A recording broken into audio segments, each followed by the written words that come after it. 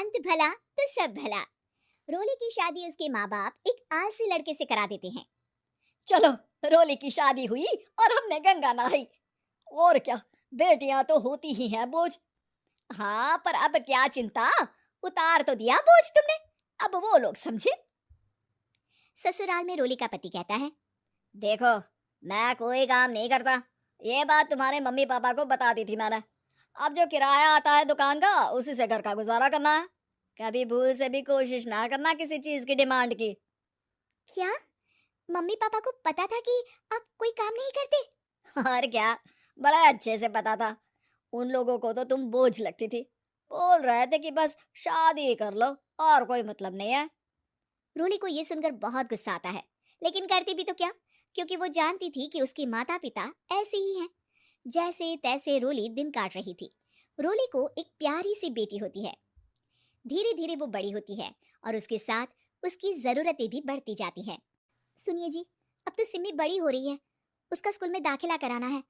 मैंने अब तक तो जैसे तैसे समय काट लिया, लेकिन मैं बच्ची की परवरिश में कोई कमी नहीं रखूंगी। अरे क्या है यार, अब तो लगता है कोई ना कोई काम ढूंढना ही पड़ेगा। अब पति रोज काम की तलाश में जाता और बिना किसी काम के वापस आ जाता। रोली समझ जाती है कि पति के अंदर अब काम करने की क्षमता नहीं है। वो बेटी को उच्च शिक्षा देने के लिए कुछ करना चाहती थी, लेकिन करती तो क्या करती। एक दिन रोली की सहेली कहती है, रोली, मेरी कोई औलाद नहीं है। अगर तू मेरी औलाद को जन्म दे तो मैं तुझे तेरे मुंह मांगे पैसे दूंगी। अरे, तेरी औलाद को मैं कैसे जन्म दे सकती हूँ? सरोगेसी से। बच्चा मेरा और वैभव का ही होगा, लेकिन कोख तेरी होगी। ये संभव है रोली। रोली कुछ सोच कर कहती है, मुझे मंजूर है, लेकिन मैं इसका 2 लाख रुपया लूंगी। अरे कोई बात नहीं, मुझे मंजूर है। रोली खुश हो जाती है कि एक बच्चा पैदा करने का उसे 2 लाख रुपया मिलेगा। वो घर आकर पति को बताती है, वो भी खुश हो जाता है। अब क्या था, डॉक्टर के पास जाकर सहेली का बच्चा रोली की कोख में पलने लगता है। मुझे 20,000 चाहिए मेरी बेटी के एडमिशन के लिए। हाँ हाँ ठीक है, मैं उसके एडमिशन से लेकर सारे खर्चे उसके अकाउंट में डाल रही हूँ। रोली की बेटी का एडमिशन हो जाता है। रोली को लगता है कि वो अब सब कुछ ठीक कर देगी। दिन और महीने आगे बढ़ते हैं। अब एक दिन, एक बात कहूँ जी, काश इस बच्चे को मैं रख पाती। मैं अब इससे काफी जुड़ गई हूँ। अरे यार, पता नहीं किसका बच्चा है, अपने पास है ना अपनी मुन्नी। हाँ, लेकिन अब मैं भी इस बच्चे से जुड़ाव फील करने लगी हूँ। लेकिन मैं ये जानती हूँ कि ये मेरा बच्चा नहीं है। दोनों की जिंदगी ठीक चल रही थी, लेकिन कहते ना कि सुख का पल ज्यादा लंबा नहीं होता। एक दिन रोली की सहेली का फोन आता है। रोली, मुझे अब ये बच्चा नहीं चाहिए, मैं अपने पति को छोड़ रही हूँ। अरे लेकिन मुझे पैसों की जरूरत है, बच्चा तुम्हारा है, मैं क्या करूंगी? सहेली बिना कुछ बोले फोन काट देती है, फोन स्विच ऑफ कर देती है। लेकिन रोली के जीवन का तूफान यहीं नहीं रुकता। रोली, मैं इतना भार नहीं उठा सकता। आज पढ़ाई का पैसा मांग रही हो, कल को शादी, कॉलेज और पता नहीं क्या क्या। मैं तुम्हें छोड़ रहा हूँ, अपनी बच्ची उठाओ और निकलो इस घर से। अरे पर मैं कर तो रही हूँ ना बच्चे के लिए काम, आप आराम से रहिए ना। क्या काम कर रही हो, देख रहा हूँ मैं। ये छोटा शहर है, यहाँ लोगों को बात बनाते वक्त नहीं लगता। तो मैं क्या करूँ? ज्यादा पढ़ी लिखी नहीं हूँ, कैसे घर के खर्चे चलाऊं? और आप तो काम करना ही नहीं चाहते। हाँ, ना चाहता हूँ और ना ही करूंगा। रोली को पति की बात पर काफी गुस्सा आ जाता है। ठीक है, अगर मेरे जीवन में संघर्ष ही लिखा है तो वही सही। इस वक्त पति होने के नाते आपको मेरा साथ देना चाहिए था, लेकिन नहीं, आपने तो इस हाल में मुझे घर से बाहर निकालने की बात कह डाली। देखो, ये सारी फालतू की बातों के लिए वक्त नहीं है मेरे पास। रोली, जिसकी कोख में किसी और का बच्चा था और साथ छोटी सी बेटी, पति का घर छोड़कर रास्ते पर आ जाती है।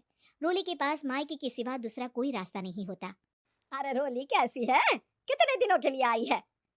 हमेशा के लिए माँ। वो माँ को सारी बात बता देती है। ओए लड़की, इतनी हिम्मत का काम कर लिया। अरे ना ना, यहाँ कोई जगह नहीं है। तुम तो अपना बोरिया बिस्तर उठाओ और निकलो यहाँ से। रोली के पास अब मायके का रास्ता भी नहीं बचता। वो चुपचाप बच्ची को लेकर जा रही थी कि उसे दर्द होता है और वो डॉक्टर के पास चली जाती है। और फिर वहां वो एक प्यारे से बेटे को जन्म देती है। कितना प्यारा है, कितने अभागे हैं इसके माँ बाप जो इसके पैदा होने पर भी नहीं है। तभी वहां डॉक्टर आ जाती है। रोली, बच्चे के पिता तुमसे मिलना चाहते हैं। आपका बहुत बहुत शुक्रिया, मैं इस बच्चे को पालूंगा। भले ही इसकी माँ ने इसे छोड़ दिया हो, पर मैं अपनी जिम्मेदारी निभाऊंगा। तो क्या आप मुझे इसके पैदा करने के लिए जिन पैसों की बात हुई थी वो भी देंगे? हाँ, और साथ ही आप चाहें तो मेरे घर में रहकर मेरे बच्चे की देखभाल भी कर सकती हैं। मैं उसके लिए आपको सैलरी दे दिया करूँगा। रोली को लगता है कि जैसे भगवान ने उसके लिए सुकून का रास्ता खोल दिया। वो अब मुकेश के साथ उसके घर चली जाती है, जहाँ रहकर वो उस बच्चे की देखरेख करती है। अब मुकेश के घर को रोली अच्छे से संभाल लेती है, उसके लिए खाना बनाने से लेकर बच्चों की देखभाल और घर की देखरेख। धीरे धीरे मुकेश को रोली से प्यार हो जाता है। रोली, तुम्हारी बेटी और मेरा बेटा बिल्कुल भाई बहन की तरह साथ रहते हैं। हाँ, आखिर है तो एक ही कोख के बच्चे, अटैचमेंट तो होगा ही ना। रोली, तुमने घर और मुझे दोनों को संभाल लिया। ये तो मेरा काम है। आपने भी तो मुझे छत दी, जिससे मैं अपनी बेटी की पढ़ाई और भविष्य के लिए पैसे जोड़ सकूं। अब रोली, क्या तुम मुझसे शादी करोगी? अब मैं जानता हूँ तुम्हारी भी शादी कुछ खास अच्छी नहीं रही। रोली को मुकेश की बात ठीक लगती है। वो उसे हाँ बोलने की सोच ही रही होती है कि उसके पहले पति का फोन आ जाता है। रोली, मैं बहुत परेशान हूँ। मेरा एक्सीडेंट हो गया है। मैं चाहता हूँ तुम वापस आ जाओ। रोली को पुराने पति की चिंता होने लगती है। वो सोचती है कि वो क्या कर रही थी। हाँ हाँ ठीक है, मैं आ रही हूँ। हाँ रोली, आ जाओ, लेकिन बच्ची को कहीं हॉस्टल में छोड़कर आना, क्योंकि मैं नहीं चाहता कि हम लोगों के बीच फिर से वो सारी बातें हो। रोली को समझ आ जाता है कि पति आज भी सुधरा नहीं है। वो पति के पास जाने से इनकार कर मुकेश को हाँ कर देती है।